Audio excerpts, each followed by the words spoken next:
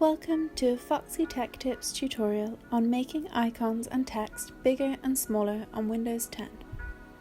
If you find this video helpful, please consider subscribing to my channel and liking the video. To adjust the text and icon size, you just need to go to your Windows desktop and right-click on an empty space. Select Display Settings.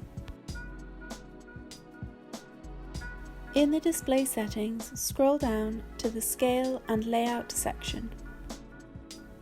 Adjust the first option here titled Change the Size of Text, Apps and Other Items. It is based on percentages. 300% is the maximum you can choose. Try out the different scales to find the one right for your eyes.